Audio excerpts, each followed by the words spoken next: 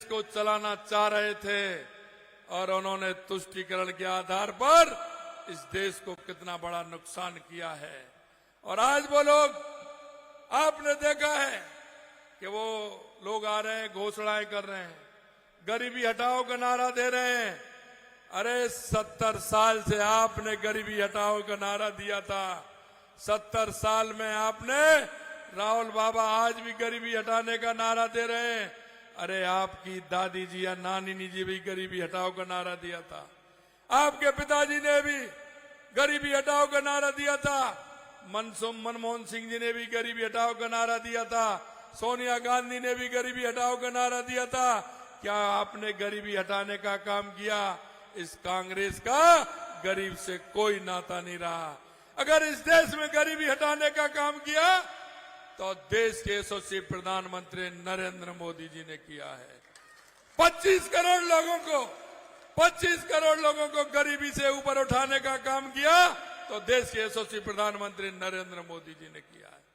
मित्रों, मैं आपसे निवेदन करना चाहता हूं, देश के यशस्वी प्रधानमंत्री नरेंद्र मोदी जी ने 2014 के बाद, चाहे हमारे गरीब कल्याण की योजनाएं हो या हमारे देश का विकास हो या सीमाओं की हमारी सुरक्षा हो या देश दुनिया में बढ़ता हुआ भारत का गौरव हो, अगर ये किसी ने बढ़ाया तो देश के यशस्वी प्रधानमंत्री नरेंद्र मोदी जी ने बढ़ाया है।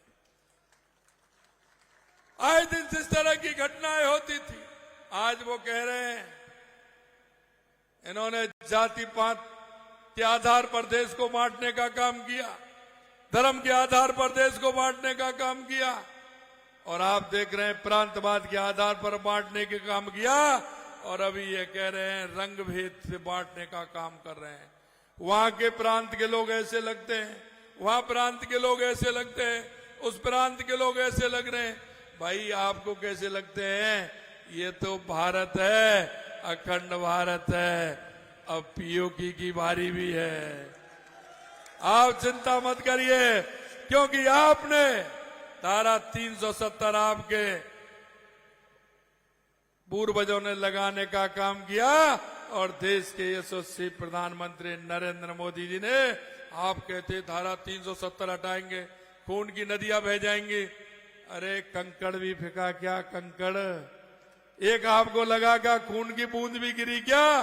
धारा 370 हटा करके कश्मीर के अंदर जिस तरह से आज खुशहाली है, पर्यटक हमारे जा रहे हैं, और कश्मीर के अंदर जिस तरह के वहां के लोग, जो हमारे एससी और एसटी के लोग थे, उनको आरक्षण नहीं था, आज वो उस आरक्षण का भी लाभ ले रहे हैं। ये देश के यशस्वी प्रधानमंत्री नरेंद्र मोदी जी ने किया। मित्रों, मैं आपसे यही निवेदन करना चाहता हूं, आपके बीच में यह निवेदन करने के लिए आया हूं। कांग्रेस ने हमेशा धोखा देने का काम किया है। कांग्रेस के जो एक गठबंधन वाले हैं, ये उनसे भी बड़े ठग हैं। आप देखते हैं आए दिन किस तरह के घोटाले कर रहे हैं। अरविंद केजरीवाल जी कह रहे हैं, अरे एक बात बताइए, जो भ्रष्टाचार करेगा वो जेल जाएगा कि नहीं जाएगा? अरे जाना चाहिए कि नहीं जाना चाहिए? जाना चाहिए कि नहीं जाना चाहिए? अब ये कह रहे हैं कि साहब हम जेल। अरे भाई, आप अन्ना हजारे का सहारा लेकर के देश में भ्रष्टाचार को खत्म करने के आधार के लिए आप आए थे। आपने जब भ्रष्टाचार के साथ लड़ाई लड़ने की बात कही थी, आप तो भ्रष्टाचार में इतने डूब गए कि आप पता ही नहीं चला कि आप कितने डूब गए भ्रष्टाचार के अंदर।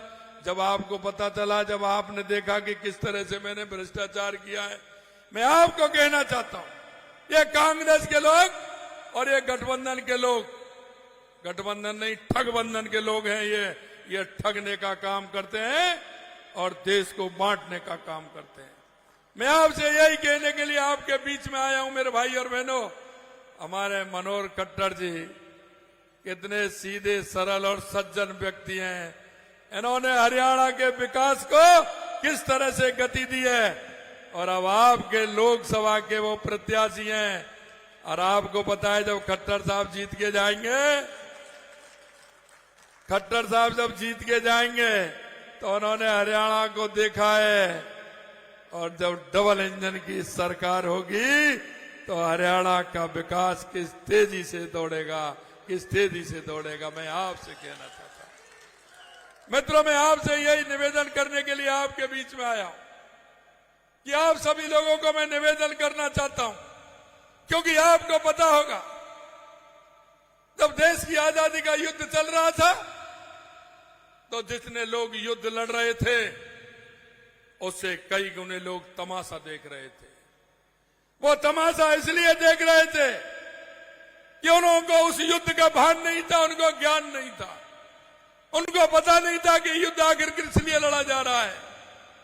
आज भी मैं आपसे यही कहना चाहता हूं, जिन लोगों को भान नहीं है, वो धारा के विपरीत बात करते हैं, उन लोगों को समझाना चाहिए, क्योंकि आने वाला समय आपका है। स्वामी विवेकानंद जी ने कहा था कि 21वीं सदी भारत की होगी, और आपने 2014 के बाद परिवर्तन तो देखा है ना, कितना परिवर्तन देखा है।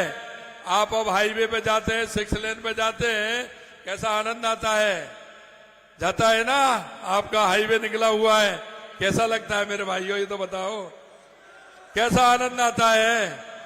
कभी आपने सोचा था क्या, यह दिल्ली से निकलते हैं ये एकदम पूरी तरह से, पहले कितना समय लगता था और अब कितना समय लगता है, और आप रेलवे स्टेशन पर जाते हैं तो कैसा महसूस होता है कि हम कहां गए। मैं आपसे इसलिए मैं निवेदन करना चाहता हूं मेरे भाई और बहनों कि स्वामी विवेकानंद जी ने कहा कि 21वीं सदी भारत की होगी। धीरे धीरे धीरे धीरे वो समय आ रहा है, और उस नरेंद्र से इस नरेंद्र का बदलाव आप देख रहे हैं, जिस तरह से पूरे देश के अंदर बदलाव हो रहा है। यही नहीं, हमारी अर्थव्यवस्था जो 2014 से पहले 11वें स्थान पर थी, आज हम 5वें पायदान पे हैं। आने वाले 2 साल में हम 3रे स्थान पर होंगे, और आने वाले समय में भारत दुनिया का सिरमौर होगा, और हम उन महाशक्तियों में 1 नंबर के होंगे, 1 नंबर के होंगे। मैं आपसे यही कहने के लिए आपके बीच में उपस्थित हुआ हूं मेरे भाई और बहनों, कि हम सबको सजग रहना है, सजगता के साथ काम करना है, और देश के यशस्वी प्रधानमंत्री नरेंद्र मोदी जी को 3री बार प्रधानमंत्री बनाना है, 3री बार प्रधानमंत्री बनाना है। जब आप देखेंगे, क्योंकि पूरे देश के अंदर मैं गया हूं, सभी प्रांतों में जाने का मौका मुझे मिला है, जिस तरह का वायुमंडल है, जिस तरह की भारतीय जनता पार्टी की हवा है, लोग मोदी जी के नेतृत्व में इस देश दुनिया में भारत को देखना चाहते हैं। और मैं कहना चाहता हूं, वो समय आ गया कि स्वामी जी ने कहा था, युवाओं से उठो, जागो और इस देश दुनिया पर छा जाओ, और आगे आने वाला समय देश दुनिया में भारत का है, भारत का है, भारत का है। मेरे भाइयों,